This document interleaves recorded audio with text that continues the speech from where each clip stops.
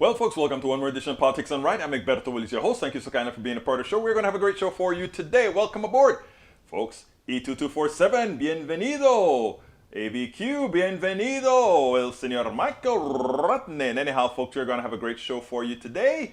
Let's go ahead and start right off. I have an interview with a congresswoman, so let's go ahead and start these so that we can get to the interview shortly. Norman Reynolds, welcome to the program. Welcome to the program. According to Michael Rodney, Dr. Fauci from CNBC, Dr. Fauci says, U.S. faces an oncoming COVID Omicron surge as it grapples with jump in Delta cases. We are now facing a very important Delta surge, and we are looking over our shoulder at an oncoming Omicron surge, Dr. Fauci said during a White House briefing on COVID. Clearly unvaccinated individuals are really at a high risk of serious involvement, including hospitalization. Due to this new strain, hospitalizations are up 20 to 50% depending on location. Omicron has a much lower mortality rate, but if you get COVID, the greater risk spending weeks in the hospital along with the massive bill as a follow-up are still a doubly heavy toll to pay. Of course, they put our entire country in jeopardy because what they do is they take up all hospital space for for illnesses that otherwise need to be treated. These people that don't get the vaccines, if they don't have some very specific reason, are selfish, and not only selfish, but they are causing harm to the country as a whole and causing destruction to the economy. Interestingly, the same people that want to do as they please, not wear masks, just wear vaccines, are the ones who complain about the economy, etc., etc.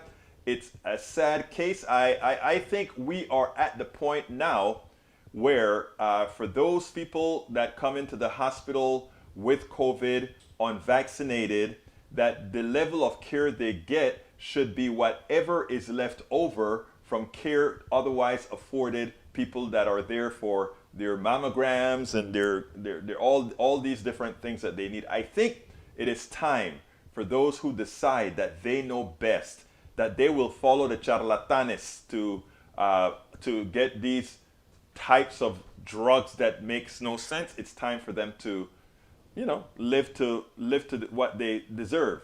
It's about that time. Over 91% of Democrats vaccinated, while only 60% of Republicans have taken one shot. Data reveals results. Republicans are being hospitalized and are dying from COVID at over 3 times the rate that Democrats are. Yet Republicans don't seem to care until it happens to them. And by then, vaccination is too late to matter. It is why I think I heard Joyanne Reid call the Republican Party the party of death. And they are living up to the name. And, we're talking about the leadership of the party who is migrating that failed belief system to their pew. Sad, sad, sad. I've never seen anything like the unrelenting assault on the right to vote, Joe Biden said. This new sinister combination of voter suppression and election subversion is un-American. While I hope that Biden and the Democrats can stabilize our backsliding democracy, they can't lose focus from the absolute critical Build Back Better legislation. We now face 3 great challenges against democracy: the pandemic, global warming, and we choose to only address 1 or 2 out of 3. Look, that is the part that's disappointing about Biden. What he's talking about, with this stuff about the democracy and voting rights, etc., this is not new. We've been talking about this from before the election. We understood what was going on. What did they think? That we were just pulling this crap out of the air? That this undemocratic thing that occurred in 2016 was not going to continue? That somehow a party who knows they don't have policies that people support would try by any means necessary to win? We know that. So, I think a lot of the leadership in the Democratic Party need to get their heads out of their you-know-where and start looking at things the way they really are. Understand that, okay, these senators that don't want to break the filibuster, they're really not Democrats, so we have to play ball with them. I understand that. But start looking for senators and start looking for people and start speaking the language of progressivism. Start speaking to people and telling them what they're going to do for them. And start telling people that in this next election, whether we get Build Back Better the way we want it or not, we'll do the best we can with what we have. But please give us politicians that are going to do the job. Give us politicians that are going to serve the people, like the politician that I'm about to play right now. Give us politicians that really want to go out there and serve. And not serve the plutocracy, but serve le people. Truck driver sentenced to 110 years for deadly crash stemming from brake failure, even though everyone agrees it's unreasonable. If I had the discretion, it would not be my sentence, Colorado District Court Judge Bruce Jones admitted. In an interview with police and through a translator, Aguilera Madero said he lost control of the vehicle after noticing his brakes were failing, but that he had only traveled at 45 miles per hour at the time. The downhill grade increased his speed as he entered Lakewood. He said he didn't want to drive off the road for fear of rolling the semi, so he tried to maneuver to the right shoulder and avoid stopping traffic in I-70, according to the affidavit, but he saw the shoulder was blocked by another semi, so he swerved left back into the lanes of slow ongoing traffic from a previous crash at I-70 and Ward Road and closed his eyes, according to the affidavit. The crash, which occurred around 4:50 p.m., caused a massive blaze in the eastbound lanes near Colorado Parkway. Imprisoned for an accident that could hardly be avoided. This is so sad. I've got to read more about that. I don't understand how one could really pay that price for an accident. I'm sorry, I don't get it. AVQ says, I'm watching from Twitch. Great, thank you. AVQ also says, never mind, Restream bot is working. Michael Rudden, E2247, hi there. E2247, welcome aboard. Norman Reynolds, welcome aboard. E2247 says, grappling with rising food prices this year. Meat and veggies particularly expensive, and 2022 prices will increase their goods. This is all because of those with pricing power. I think it is time for us to just say, let's make a deal, people. Let's teach them a lesson. We taught them a lesson when the pandemic started by not buying oil, not buying gasoline. And when we did that, the price of oil went to zero. In other words, they had to pay people to take the oil off the market. They had to pay people to take the oil. It went negative. We need to start showing some people power, but working together to do so. Stop eating meat for a month. Your waistline will go down. Your cholesterol will go down. Everything will get better. Stop eating meat one week and teach these plutocrats that control the supply that what we can do is we can hurt them where it hurts, the green. And then if they increase prices somewhere else, we stop it there as well. Welcome aboard, Maywood. Maywood says, Maywood is with us. Maywood is in the house. Hello all. So we are back to the regular time. Yes, we are back to the regular time. And that you don't know we're back to the regular time is my fault. It tells me that I have not been sufficiently indicative that this is where we are. New Senate parliamentarian says no to put in protections for immigrant communities into Build Back Better legislation. It is time to have the vice president overrule the Senate parliamentarian. I mean, we have too many Democratic people that have no difference in their philosophy as the reigning GOP. It is time to change that. Folks, if you are on YouTube, please give us that thumbs up. If you are on, let's say, Facebook, give us that like. But come on and give us that support, please. Make sure that we can continue getting the performance on these platforms. Okay, without further ado, let me give you to Mademoiselle Jasmine Crockett. But actually, let me preface this. I want to say something nice about this politician. We made an appointment several times, and we had to change it several times because once I told her my daughter was going to had to go to a Christmas party. We had the wrong date, and I wanted to make sure, like, I'm here to take care of my daughter, so that takes preeminence over anything else. So I went ahead and I said, okay, let's go ahead and reschedule. And we were attempting to reschedule at the time that we found out the party changed. I went ahead and called her and said, hey, we can still do it on Thursday. She said, okay, we can do it at Thursday night. In other words, after she campaigns and do all her stuff in Central Texas. And I said, great. So we set it up for 10 o'clock Eastern time, 9 o'clock. And, you know, it was a while before she was kind of late, but it's understood because she was doing a whole lot of other stuff. But my thing here is this. There are a lot of politicians who just blow things off. They don't care about, you know, they only care about who's giving them money, and those are the ones who will get, you know, they'll pay for an interview, they'll do all this kind of stuff. And she went ahead and she said, no matter what, she's trying to serve the people. So I thought I work with a lot of politicians, and I tell you, when she makes adjustments to, you know, to mitigate otherwise, I think it speaks about the character that she'll bring to the House of Representatives in DC. But anyhow, let's go ahead and play this interview, and then we'll take it thereafter. Let's get busy right now. Welcome to one more edition of Politics and Random. Bet of the Willies, your host. Today we have the honor again of speaking to Representative Jasmine Crockett from Texas, District House 100, who is now running for Texas 30, the one and only represented by Eddie Bernice Johnson, who endorsed her. Hello, how are you doing today? I'm doing well. How are you? I'm doing fine. I know you've had a hell of a day today. Thank you for being here and spending the time with us today. I have a few questions for you that we want to go forward. First of all, what got you into the national race after doing such a hell of a job in the state this year? You know, I feel like I wake up every morning asking that same question. I know. No, you know, we fought so hard on the state level, and all of our fights ended up on the federal level.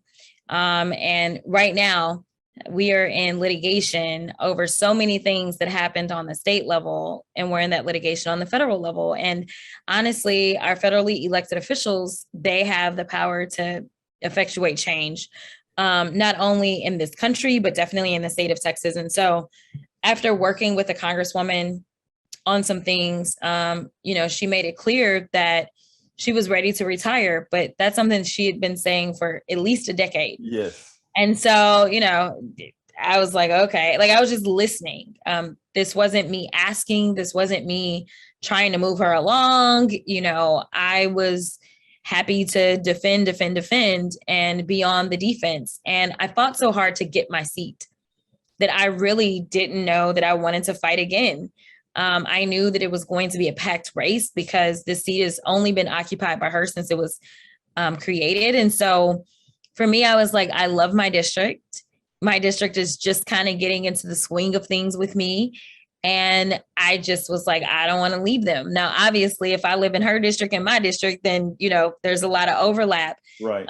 Not my complete district, but you know, after you work to build these relationships, it's hard to think, let me start and build new ones and more.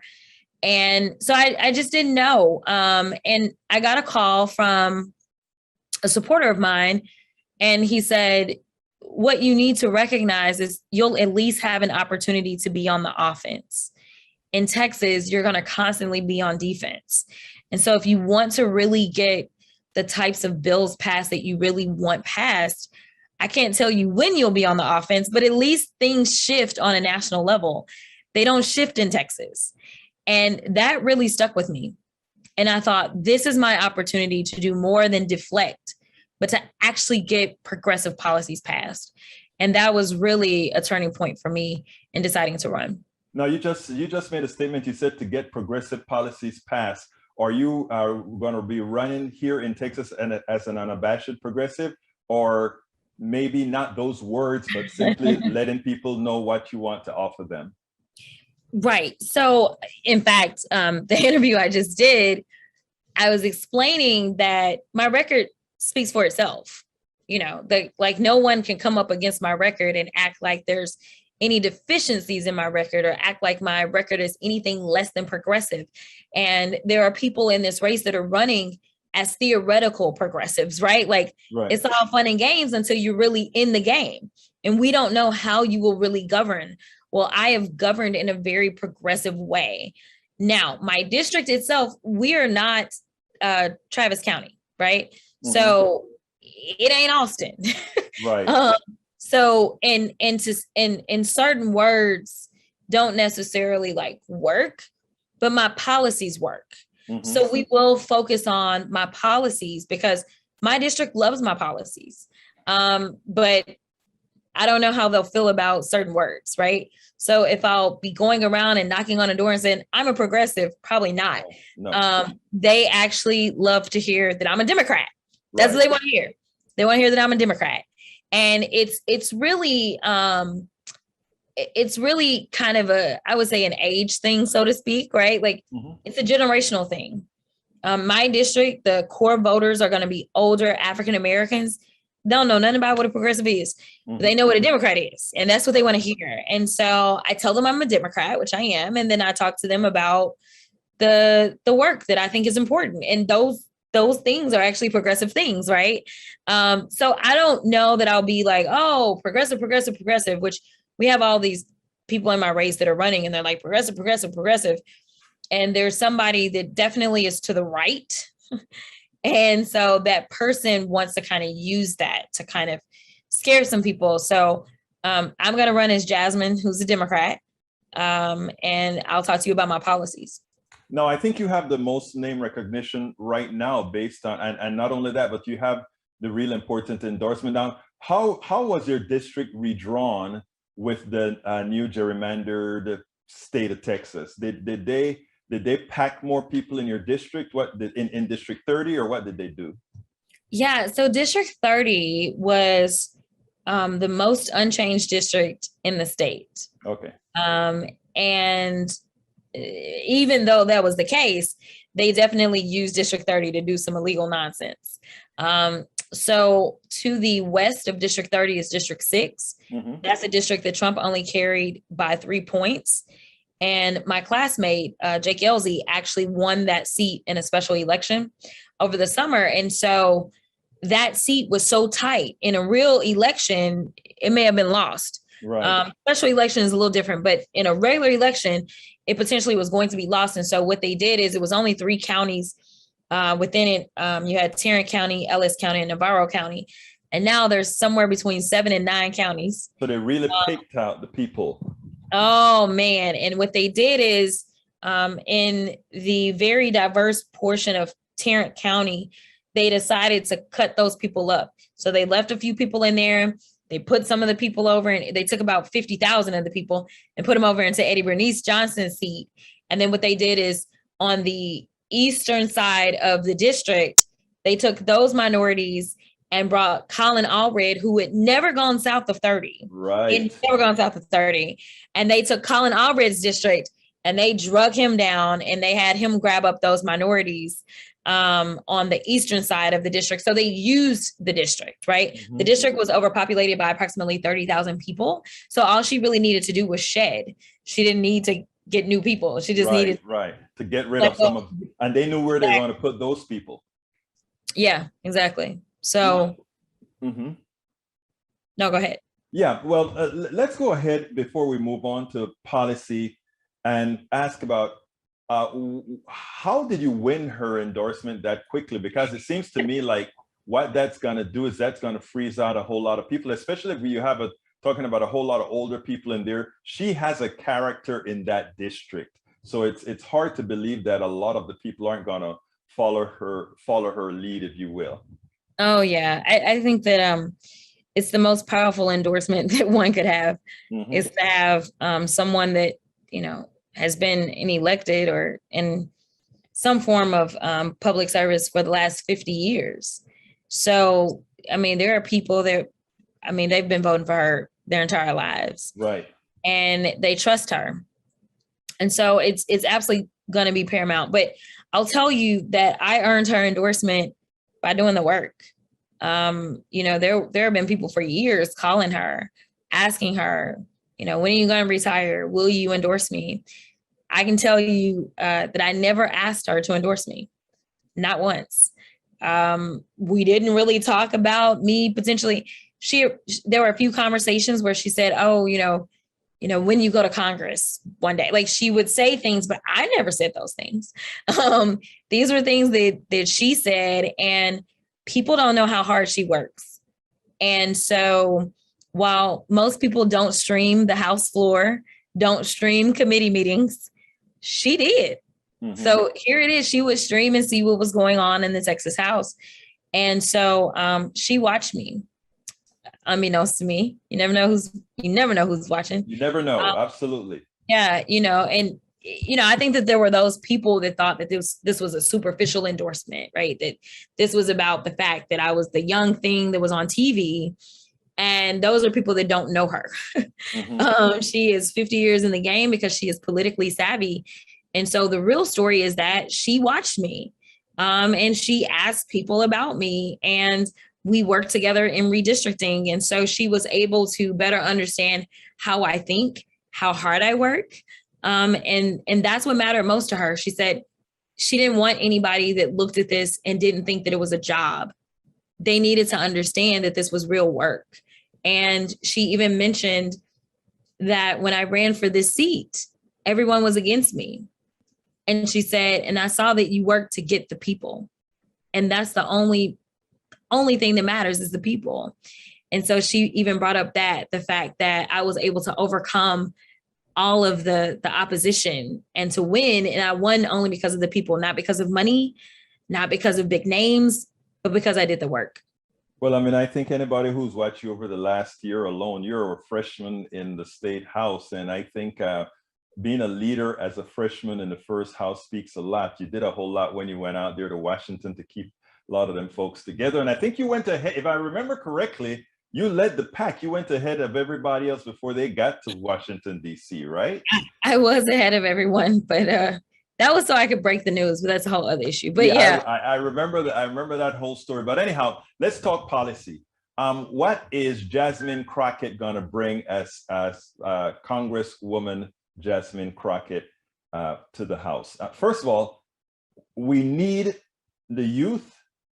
Two, we have some other stuff that we need to make sure of. So let me hear it. Yeah. So, I think I'm gonna bring a lot of what I brought to the state house, right? I filed more marijuana bills than anybody else. No one would necessarily have to file those bills if we could get this passed on a federal level. So that's definitely going to be something that I'll be very active in, because when you look at the numbers of who's being incarcerated and you look at the numbers of who's becoming millionaires and billionaires, it's a problem. And so it's something that I'm very passionate about from a criminal justice reform stance, from a systemic, issue stance, from kind of inequity stance overall. I think that we need to clear up a lot of the missteps and a lot of the harm and hurt that's been caused in this country due to the over-policing and over-incarceration of minorities when it comes to marijuana. So I'll definitely be leading the way on marijuana policies. As a civil rights lawyer, this is where I really get to actually get into things like qualified immunity.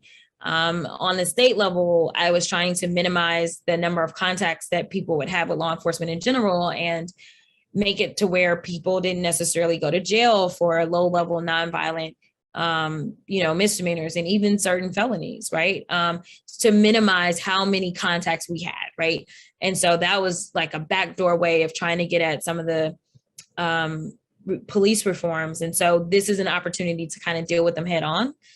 This is an opportunity for us to actually start talking about how do we create this national database so that we fully understand who the bad guys are, right?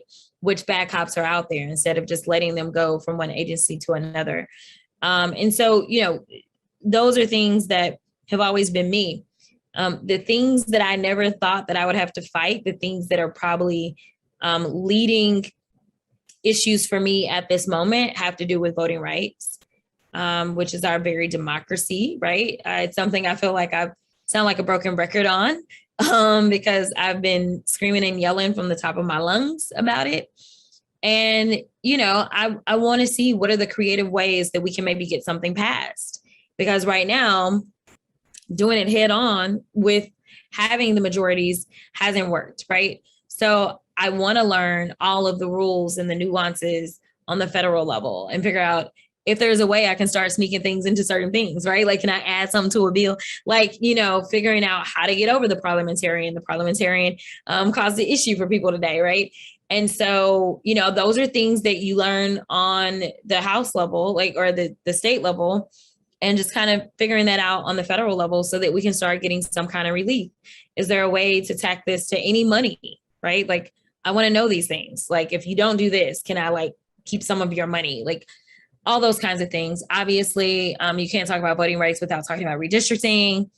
It's all kind of tied in. I want to expand the court because frankly, we had a seat that was stolen or two. And the way that this court is operating is less than optimal as far as everything that we know about operating politically. Yeah, not as a court, politically. Exactly. So, I want to expand the court. I want to make sure that we work on repo rights, right? So I was really excited to see that the FDA approved kind of this national ability to get an abortion pill without actually having to walk in and do an appointment.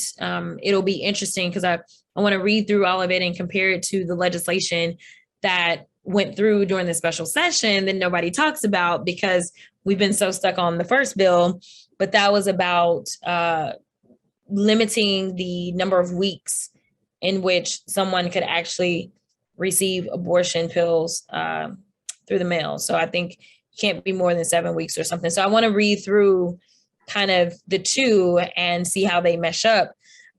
It's obviously difficult to enforce the Texas law. So, who knows what you're getting in the mail and why, right? And when. So, that'll be kind of that part. So I think we'll be in decent shape. So I'm happy, but that was a workaround. That was a workaround for a country that has a government that's failing them. And so those are the things that I think I'll be tasked with is figuring out these workarounds to make sure that we are doing more protecting than harming. Let me tell you one thing. You mentioned about being able to do things on the federal level. One of the reasons that we can't get things on the federal level is that we don't have enough people who are unabashedly aggressive in the policies they support and know exactly how to go against the opposition without fear. Yeah. And one of the things I think you're admired for throughout the country, and why the news media seem to be pulling you over all of the times, is because that is the fact that you're not scared to really confront the way many Democrats seem to be fearful in the way they confront the right. I hope that we get more Jasmine Crockett's running, because what we need in 2022 is a hell of a lot more. Joe Manchin said something that got to me, and he said the following. I want to hear your response about it. He said, and I know you went and you met with him as well, but he said, if progressives want their policies, elect more progressives.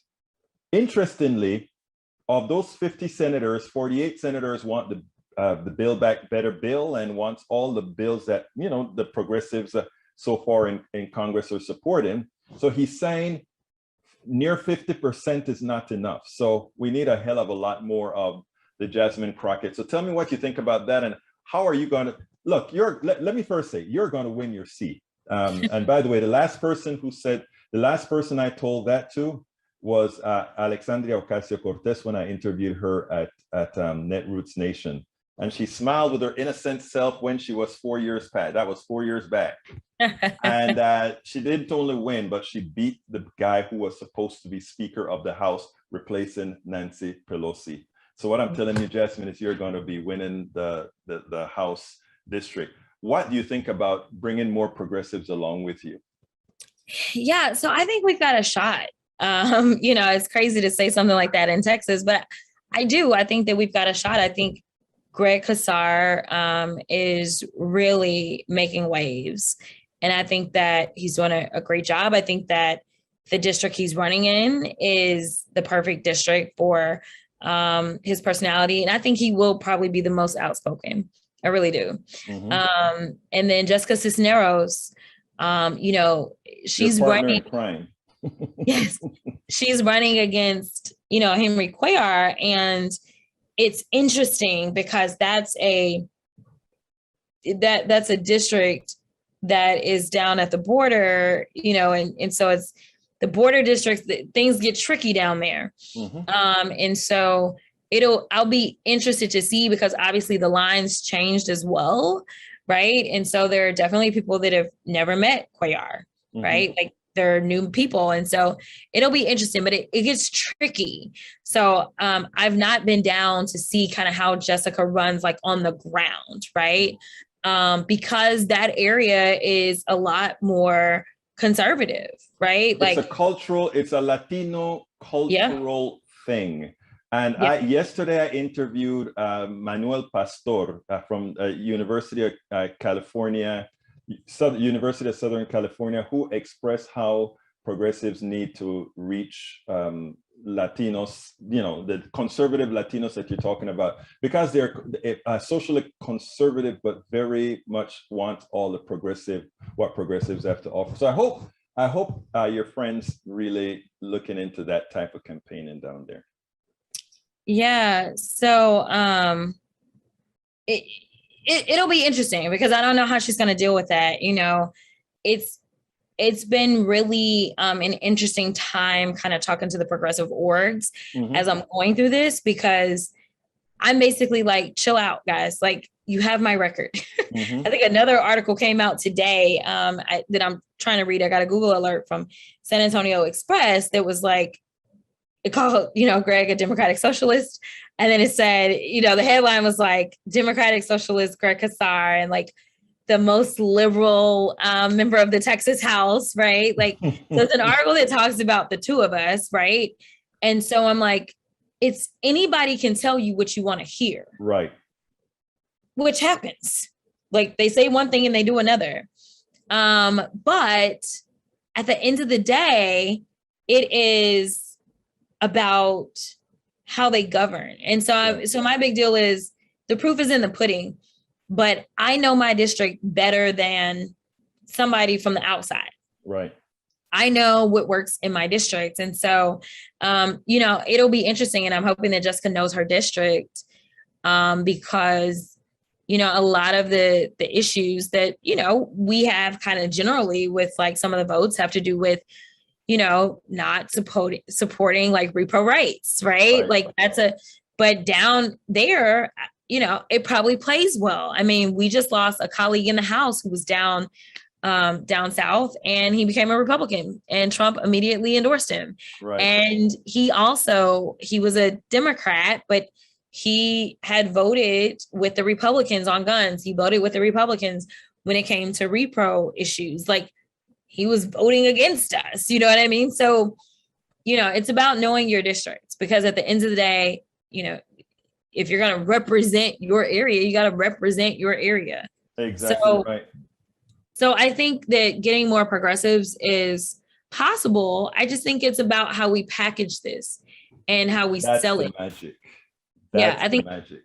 Yeah, because we're still Texas, and you know, all it takes is Republicans kind of jumping on a bandwagon and making something seem like it's so scary and ridiculous, and then we're out of there, and we don't accomplish our goals. So I think we need to package things and allow like real progressives that have an actual track record to let them package themselves in the way that works for their district.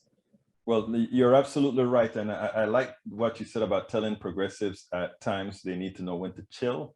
And that's some of what we work on. Well, anyway, Representative Crockett, please, last question that I always ask. What would you have liked me to ask you that I didn't? I don't know. I guess ask me if I'm sane. No, I'm just kidding. You know, it's a constant struggle. You know, just to kind of do what really I think every public servant should do, which is really just fight for the people, right? And this idea that we have people in office that ignore how they got there, ignore their responsibility to the people. And so I've become frustrated with the federal government. I think a good vast majority of like sane people in this country are frustrated. And I would just say that more real people need to consider kind of making the sacrifice and running for office. I think you should do your background and make sure you know what the office does and make sure you study and get ready. But I think that's what we need. I think we need to move beyond kind of this cronyism that is crippling us. Jasmine Crockett, State Representative, District 100, now running for candidate for Congressional District 30. Thank you so kindly for having been on Politics Done Right. Absolutely. Thank you. Thank you. Well, I hope you like that, folks. I tell you what, the best question actually was the question she asked herself. And I love that answer that she answered to her own question, which was, why don't politicians just realize they're there to serve? They're there to serve the pew. They're there to serve the people. And secondly, the other part of the answer that she gave is more people going out there and putting themselves on the line to serve. I'm looking at Linda Curtis in the field right now. Linda, maybe it's time for you to serve as well as a politician. You're doing great work ensuring the independence of the vote. Welcome aboard, Linda Curtis. Welcome aboard, Chain Binney. Welcome aboard, para ver quién más está aquí. Michael Rudnin is still here. Welcome aboard, Carl Cox. Paul Fleming says ATL check-in in. Thank you so kindly for being here. E2247TX30 for Jasmine Crockett. So exciting. She has the name recognition. She also has the endorsement of the person who holds the seat right now. And she didn't go out to seek the job in the first place. I think that is commendable. Cori Bush, does she believe to be similar to Cori Bush? Yes, she is, in my opinion. That is, I'll leave that. That's answer that she should be answering herself. Let's see. Maywood says, hello, you're back at regular time. Yes, I am. Also, now Senate parliamentarian says no to put in protections for immigrant communication. Yes, it's time for the vice president to come in and say, no, we are going to keep that in the bill. Linda Curtis says, Austin ain't Austin anymore. It's for rich people. The working class has done left. Wow, that is sad, because I went to school at the University of Texas, Austin, and I always remember Austin as being weird and always having those, yeah, there were always places that were very expensive, but I could always find the places to live cheap and a lot of other people to live cheap. And it was a kind of cheap living where you live like a nomad. You know, I remember living my nomad days in Austin. That actually, it's not even nomad. It's almost like, what is that word? It's not a hobo either. You know, Rent. You remember that musical called Rent? What were those people called again? Whatever. I can't remember the term that's used for them. If I remember it, I'll tell you. Michael Rudnin says individual progressive policies have supermajority polling support, but when you look at progressives as a whole, we lose 10, 20 points on those same polls. The propaganda against change for the better that will tangibly improve people's lives is real, and we have to remember a lot of that propaganda is coming as well from those who purport to be on the left. Daniel Ado says, LOL, love the question. Are you going to be honest about how radical you are on you're going to hide it? Best interview ever question. No, that's not what I asked. I asked her if, in effect, is she going to have to explain what she stands for? Because you on the right have so corrupted one definition that that one has to explain the policies that they're going to put in the fold for you. Michael run into Daniel Lado. You need a trip to Europe to see what radical left really looks like. Is Jasmine in concert with Cori? I think, like I said earlier, I think she is. Daniel Lado says, all right, Daniel Lado, listen to Michael Rudnin, have a trip to Europe. Bernie is conservative to Europeans, very much so, because there are a lot of stuff that we would like to see more of that we won't. Anti-vaccine and anti-mask zealots are now threatening mothers and their children over vaccines and masks at various sites. They claim individuals including children, are a threat to their freedom. Carl Cox says that. E2247, Egberto, thanks for airing Jasmine and her position. Love Jasmine. I've been following her for a long time. In fact, I was following her before all the news media really thought that she was a gem, because I saw that early on. Just like I saw it with Alexandria Ocasio-Cortez. And you know, the people, you know, there's a certain yo no sé quoi that some people have that you understand, that based on that yo no sé quoi, they'll actually catch fire. That's what happened with Alexandria Ocasio-Cortez when nobody knew her. That's what happened. That's what has begun to happen with Jasmine Crockett as well. Michael Rudnan says the drug war has always been unequal in force. The drug war was targeted against minorities and the anti-war left from the start. True. Going to silent mode. May Wood has a lot of stuff to do, I guess. ATL checking in. Carl Cox, Texas, like Georgia, has enacted laws that makes it possible for the Republican-controlled state legislature to throw out votes. So the Republicans control the state government and the federal government. Again, it's not a democracy. They like to preach democracy, but they don't believe in democracy.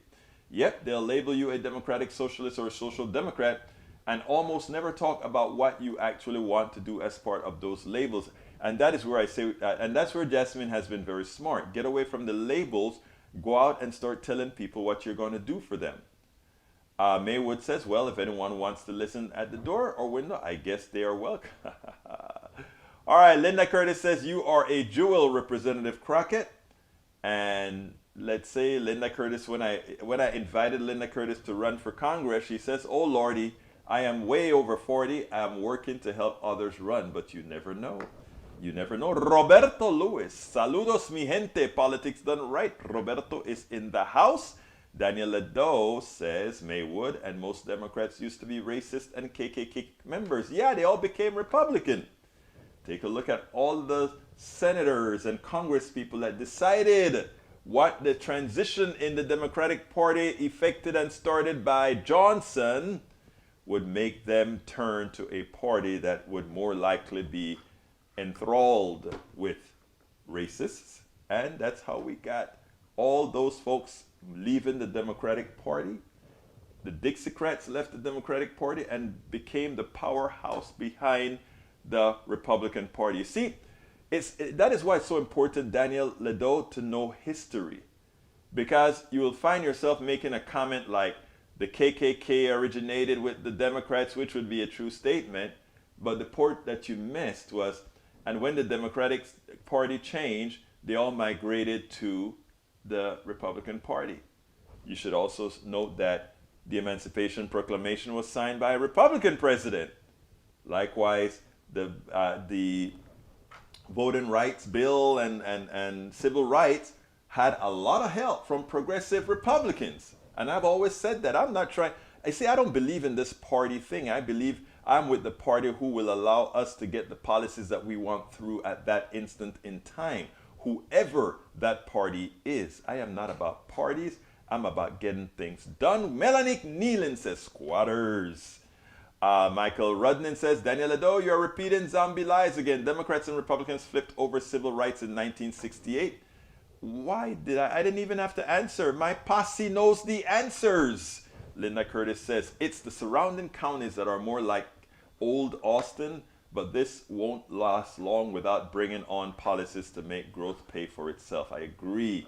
Yeah, Leander and all those other surrounding areas, Leander and Georgetown and New Brunsville, all these other places still hold that, you know, Sequoia up to 5 years ago when I went to, I guess, the Guadalupe River to hang out.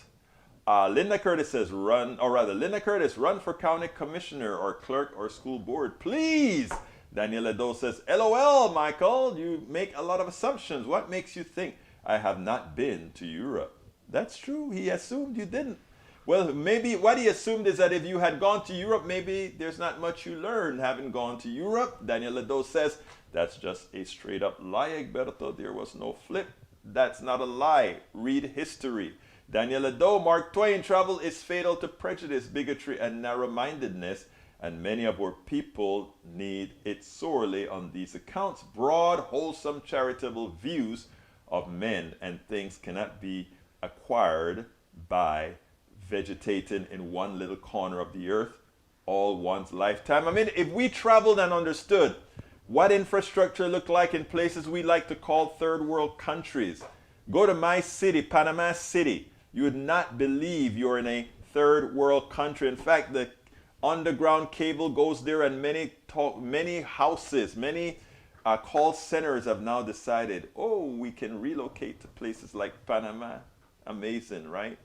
Anyhow, let's go to our first video. Elizabeth Warren made the point to show the charlatanes that are the billionaires, the people that are living on the dole, the ones that are really living on the dole, are not those people getting food stamps or that little bit of money. It's the ones that are really pilfering us for billions. Billions. I want you to take a look at this, and then we'll take it on the other side. Time magazine has named Elon Musk Person of the Year, which is actually an insult to any number of people who should have been named Person of the Year, because Elon Musk he's the worst. His company, Tesla's $1 trillion market value, well exceeds its revenue. It only reached its first full year of profitability last year, has long relied on sales of emissions credits to keep its bottom line afloat, and was recently ordered to pay more than $100 million for a racist, hostile work environment. But this year, Musk leapfrogged the other billionaire space cadet, Amazon's Jeff Bezos, becoming the world's richest person. He's also opposed to the Democrats' Build Back Better bill that would help women and children and families. And he wants to get rid of all government subsidies, like the ones that helped him build his empire. But Musk isn't just the world's richest person. He's one of the most thin-skinned people on social media. And this week, he tried to come for Senator Elizabeth Warren, who tweeted, "Let's change the rigged tax code so that the person of the year will actually pay taxes and stop freeloading off everyone else." I mean, the senator is correct. This year, ProPublica got receipts. Its investigation found that in 2018, Musk paid nothing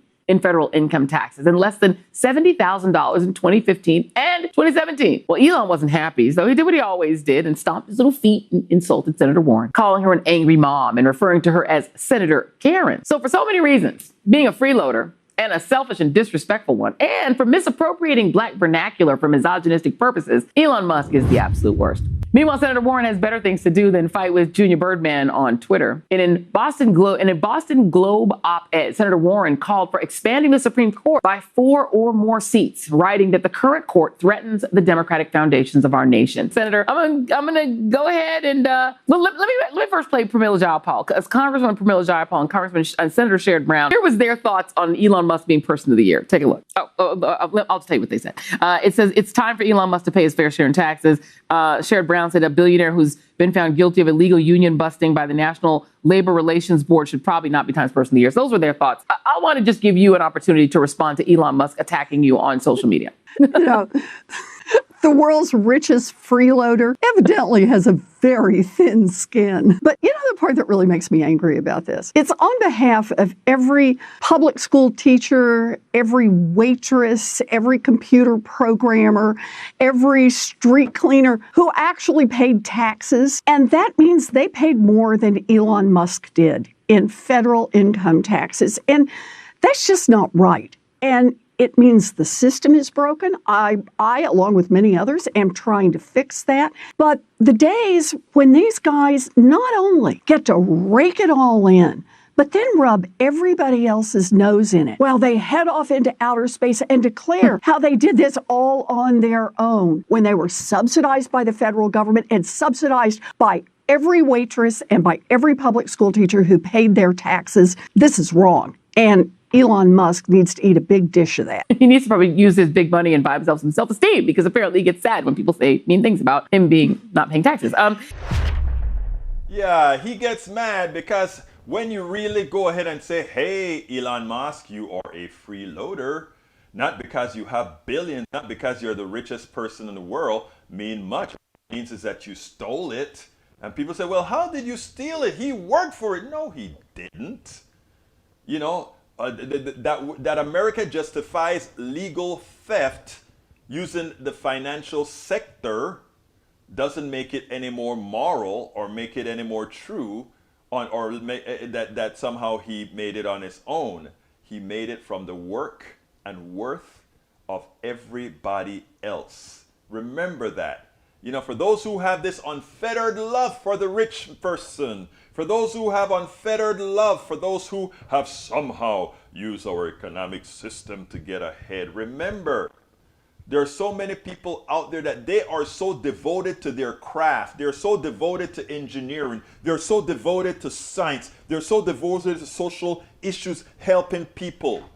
They don't sit down and figure out, hey, I can turn capital gains by using the capital gains from doing X, Y, and Z. I can multiply my income at a faster rate than inflation. Or by creating a collar, a financial instrument, I can create structures that minimize my loss but maximize what I'm going to win. Because I can do that, I take my effort in figuring out the financial structures within a capitalist society to make a bunch of money. And then the others are out there saying, I just want to help people. I just want to create products.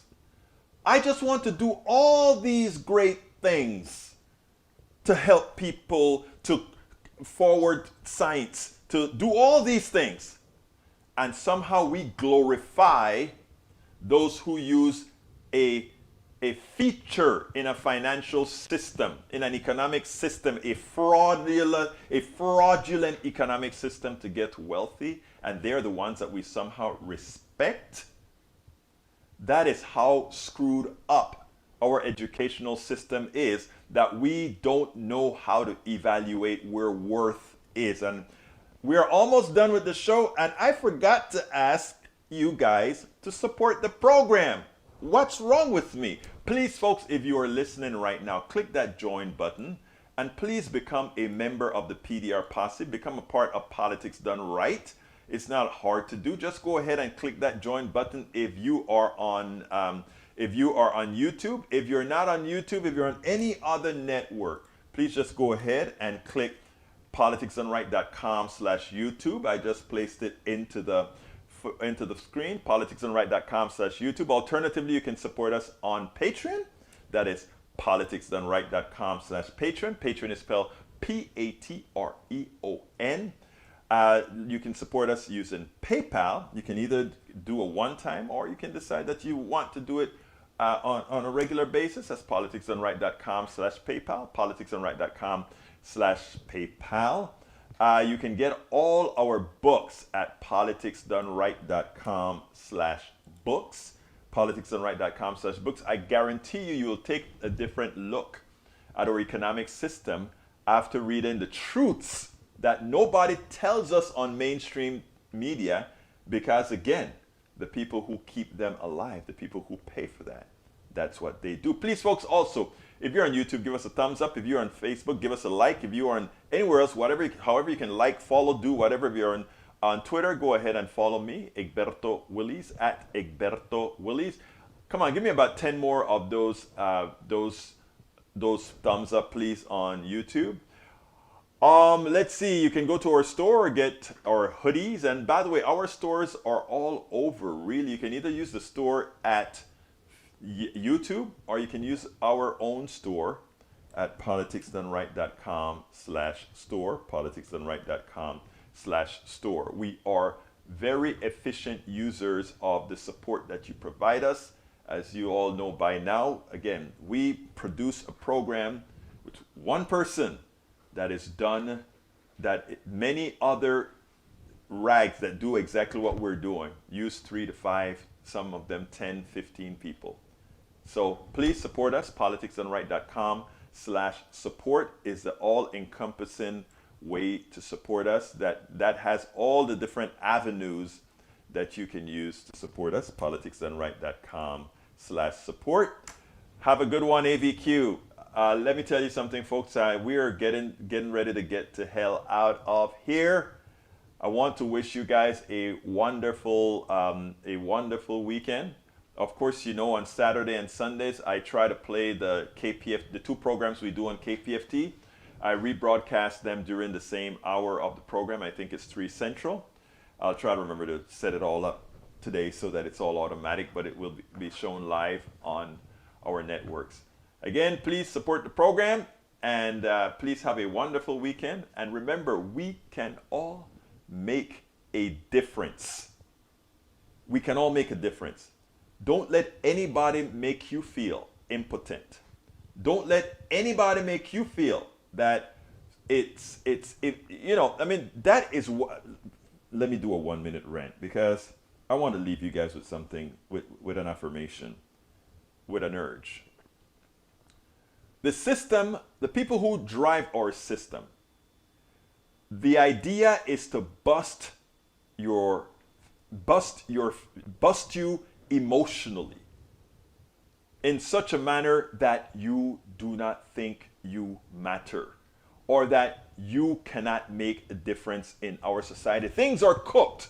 If you listen to them talk about election 2022, progressives are going to lose everything we've gained in 2018 and 2020. We are going to lose it all. They have already cooked that in the books. Why? Nothing has happened yet. Or can't we go out there and let people know what we're going to do for them? Can't we go out there and say, if you elect us, this is what we intend to do? How can any of this be already a foregone conclusion? It cannot be. But they want you to believe that so that you can stay home, so that you can feel it's all lost. No, it's not. Make a difference. Forget about what they're saying. Oh, it's going to be a bad year. It's going to be like 2010. It's going to be like 2010 if you behave like 2010. But if you decide that you're going to make a difference, and if you empower others to make a difference, then we decide what 2022 is going to look like. And don't give up on your right-wing brothers and sisters. Talk to them. Talk to them. Open your minds to listen to them. I know sometimes it drives you crazy. Listen. Talk to them. Give them permission to spout whatever they want to spout, and give them permission to support those who you support. Give them a place to land. That's what it's all about. My name is Egberto Willies. This is Politics Done Right. And you guys know how I end this baby. I am what? Out! We spend a lot of time deconstructing the news, trying to parse it into a form that everybody can understand. We try to find those little nitpicks where it flies above the fray, etc. If you really like these videos that we do, I want to ask a big favor. Please go ahead, number 1, subscribe to our channel, and number 2, please join if you can. Thank you so kindly for watching. Keep watching. Please remember to share. We must populate the entire internet with our progressive message, a message that we know is what most Americans say that they want. So help us, please join.